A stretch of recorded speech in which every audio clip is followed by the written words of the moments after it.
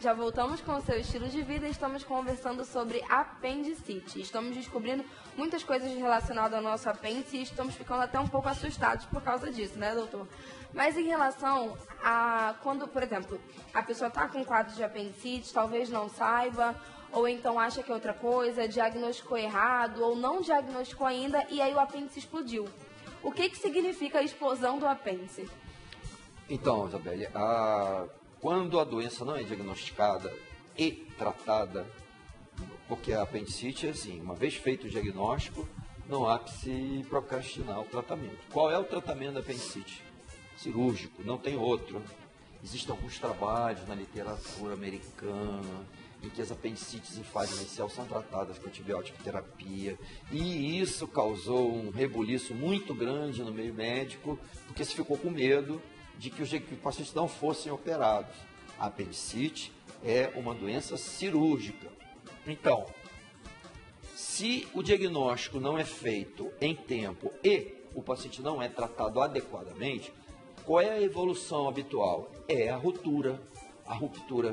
Porque é aquilo que a gente estava falando, o processo obstrutivo, a secreção que continua, a infecção, a produção de toxina bacteriana vai lesando a parede do órgão, de repente, em algum momento, fenômeno vascular, isquemia, liberação de toxina para a corrente circulatória.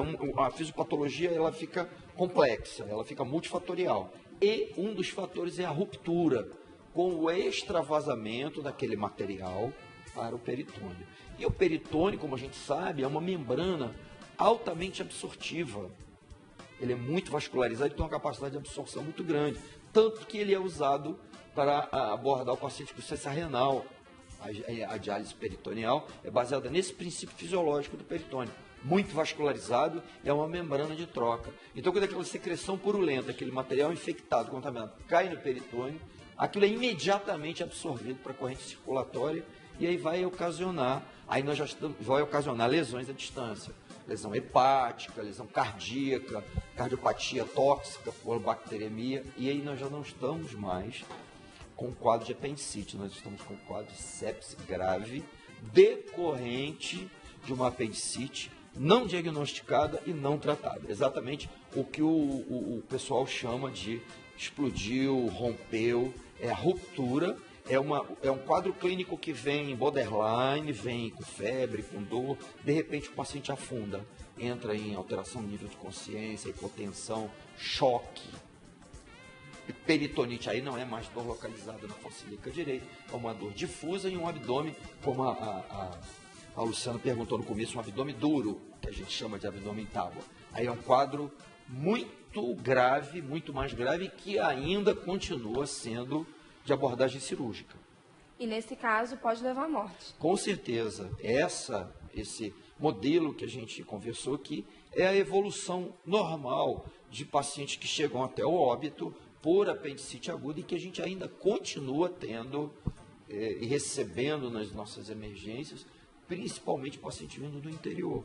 Aqui no Amazonas, na cidade do Rio de Janeiro, que são os dois locais que eu trabalhei, cada uma metade da vida profissional, e pude observar que continua. No passado já se morreu muito mais, pelo não diagnóstico e pela demora no tratamento cirúrgico. A recusa do paciente, determinado tipo de paciente, de acordo com a sua personalidade, com a sua estrutura psíquica, não aceita a indicação cirúrgica, a laparotomia.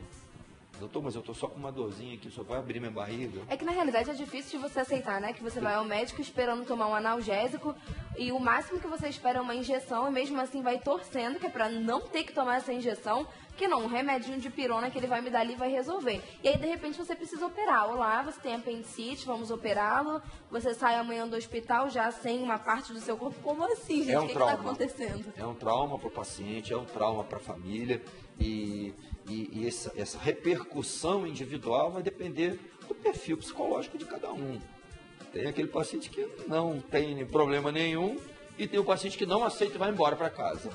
E continua com a dor. Aí, pior, começa a tomar anti-inflamatório e começa a tomar um antibiótico, porque o que acontece? O antibiótico e o anti-inflamatório, eles vão segurar, a gente chama, vão mascarar os sintomas.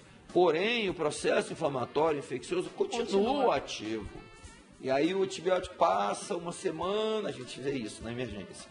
Uma semana, 10 dias, aí o antibiótico não surte mais efeito, porque as bactérias se tornam resistentes, aí aquilo explode uma peritonite, uma sepse grave, o paciente chega na emergência em choque séptico. Tem que ficar de olho, gente.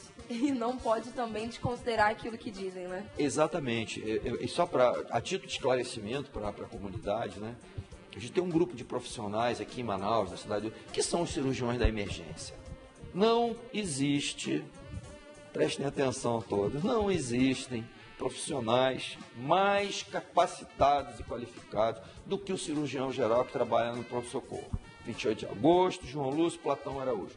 Esses profissionais têm a maior parte da vida deles dedicados a trabalhar na emergência. Tem a vivência, a experiência e olham para o paciente e fazem o exame físico sem qualquer tipo de exame complementar e fazem um diagnóstico e salvam a vida do paciente. Então, assim, teve dúvida, é uma orientação à população. O diagnóstico da apendicite ele é frequente, ele é bastante comum. Pronto-socorro, João Lúcio, Platão 28, é ali que está o local, os profissionais que têm qualificação, experiência, né, para poder tirar o indivíduo de uma situação que pode levar a vida dele embora. A dona Maria da Compensa quer saber se dores no lado esquerdo da barriga em uma criança com mais de 10 anos pode ser apendicite. Pode, mas só com essa informação, diria para ela que é pouco provável que seja. A criança normalmente ela tem outras causas, né? A apendicite não é 10 anos, ela começa a incidência, se você for olhar a curva de incidência de casos novos de apendicite aguda, ela começa a partir da fase pré-escolar. Isso não quer dizer que não exista abaixo da fase pré-escolar, existe, mas é fora da curva, né? Em princípio, pouco provável que seja. Isso significa que não vai investigar? Não, tem que investigar. Verminose, levar a criança para o pediatra, e aí sim o pediatra, que também trabalha na emergência, em princípio, ele vai ficar atento a esta possibilidade. E deixando bem claro mais uma vez que o diagnóstico, as palavras do nosso secretário, elas causaram um certo impacto quando ele falou isso. O diagnóstico da apendicite é feito pela mão do cirurgião. Quando ele falou aquilo na rede amazônica, eu levantei e bati palma, porque é isso. E a gente tem que lutar contra essa deformação. A criança pode ter apendicite? Pode. Quem vai definir isso? É a máquina de ressonância magnética? Não. É o profissional. Nós temos mais uma participação e ela veio da nossa fanpage e diz assim: olá, bom, quem tem púrpura trombocitopênica idiopática que o médico tem para dizer existe alguma ligação, algum risco maior, é o Alex do Distrito Industrial. Ele quer saber se existe alguma ligação entre a púrpura e a apendicite. Alex, olha, eu não tenho dado aqui agora para te responder. Isso é pergunta de prova final de hematologia, né? A púrpura trombocitopênica, ela é uma doença hematológica e que a gente sabe que ela evolui com pancitopenia, né? Tem um quadro de diminuição das células por sequestro esplênico. Mas eu não saberia te dizer se existe uma associação estatística entre a apendicite e a púrpura. O fato é que, mesmo você tendo púrpura, se houver uma suspeita forte que você tem apendicite, deve ser operado. Maria Paula do Aleixo quer saber como é a dor do apendicite. Então, é uma dor, na maioria das vezes, viu, Maria Paula? Na maioria das vezes ela começa na região da boca do estômago, de uma forma insidiosa, descrita por vários pacientes como um desconforto, a vontade de eliminar gases e não consegue. São esses os relatos que a gente ouve. E em torno de 12 a 24 horas, essa dor migra para a região próxima à virilha, que a gente chama, na anatomia topográfica do abdômen, de fossa ilíaca direita. E aí ela fica. E se o paciente não é tratado, ela vai num terceiro estágio se tornar difusa novamente, mas aí já associada a uma peritonite. Manuel de São José. Dores acima do umbigo que aumentam quando se bebe água, por exemplo, pode ser apendicite? Pouco provável. Pouco provável, também deve ser considerada a cronologia, o tempo que ela começou, mas em princípio dores no abdômen acima da região umbilical. Você tem outras patologias para pensar do tubo digestivo, principalmente a doença ulcerosa péptica, o cálculo de vesícula e outras, a pancreatite, uma série de outras patologias mais comuns de se assestarem no andar superior do abdômen. Bom, agora nós temos uma participação lá de Porto Velho do seu Antônio Edson. Ele está por telefone e quer fazer uma pergunta para a gente também. Olá, seu Antônio. Ele está na linha? Oi, bom dia. Bom, doutor, no último dia 23, no sábado, eu acordei com a cólica, enorme, intestino.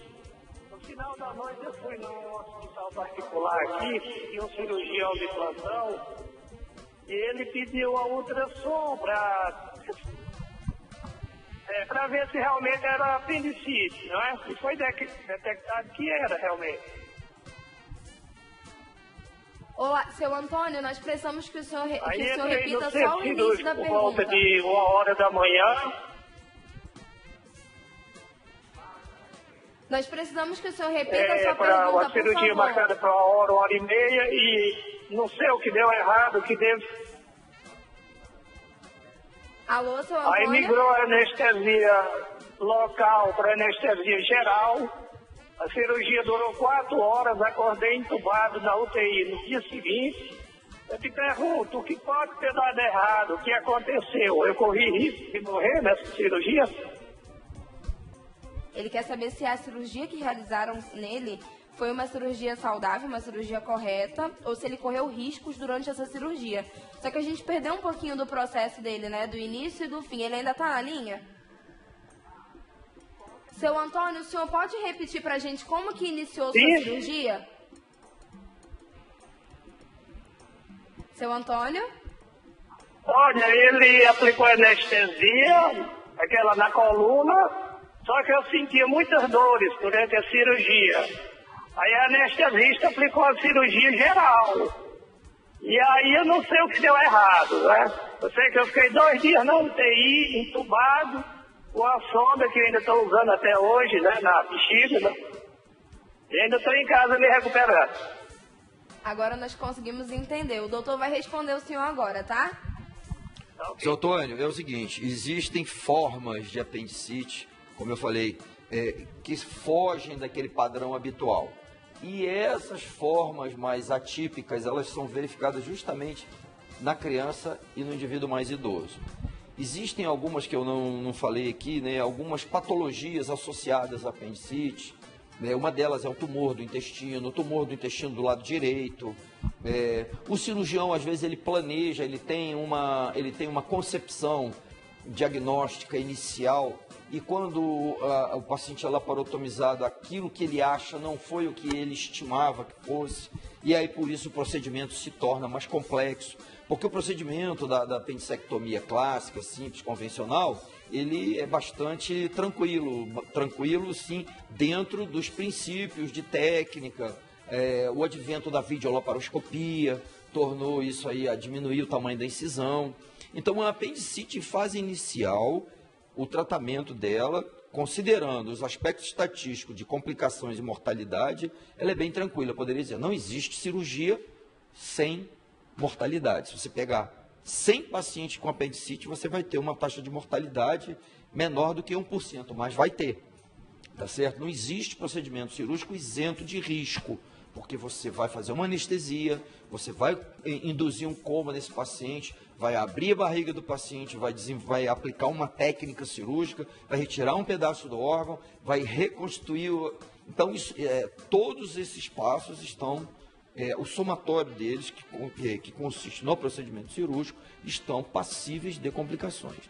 Só que existem situações em que o que se estimava, o que se esperava na avaliação pré-operatória não corresponde ao que se achou. E eu não posso dizer para o senhor, não posso afirmar, porque não participei da cirurgia e seria leviano falar qualquer coisa diferente disso. Mas a probabilidade é que se tenha encontrado uma situação que não foi aquela que se estimou no pré-operatório e, por isso, essa complexidade maior, essa repercussão sistêmica maior do procedimento cirúrgico para o senhor. Uma anestesia geral, que fugiu, a tentativa de uma hack, de uma peridural, que evoluiu com uma anestesia geral, são indícios de que houve uma situação de momento que foi não correspondeu àquilo que foi avaliado no pré-operatório. Isso é o que eu poderia dizer para o senhor sem ter participado da situação.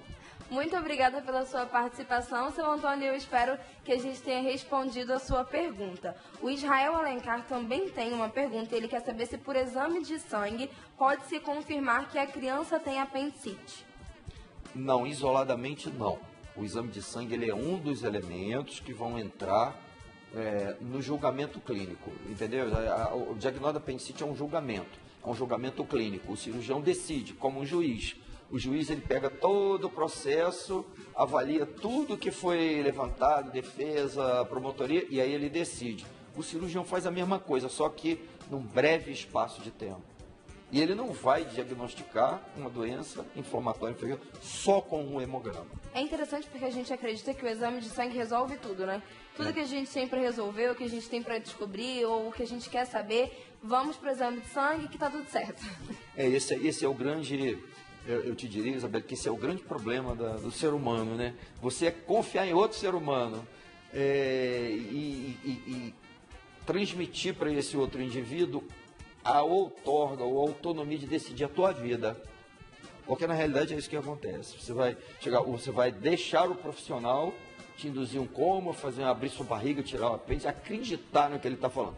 É uma interface complexa, com vários pontos para avaliação psicológica, não é? Ética. Você tem um cirurgião que é um sujeito afável, consegue convencer o paciente, tem outro que não é. Excelente profissional, mas é aquele sujeito que é mais seco, e causa ao paciente uma aversão em detrimento daquele sujeito que é mais agradável, que chega mais ao psicológico do paciente, apesar dos dois terem a mesma capacitação técnica, né? Então é um negócio difícil mesmo. Doutor, muito obrigada pela sua participação, muito obrigada por ter contribuído com a gente hoje e por ter tirado todas as dúvidas dos nossos telespectadores. Tá bom, eu que agradeço o convite, né? E apendicite aguda é uma vida. Se você for pesquisar, você vai achar muito mais coisas. A gente fez só um pincel. Obrigado a vocês, Isabel. Para você que está em casa, continua com a gente. Quando nós voltarmos, tem participação de Roraima. E nós estamos aqui já esperando por você, já entrando em contato com eles para saber qual a novidade que eles têm para o dia de hoje. Se eu fosse você, obviamente, eu não saía daí.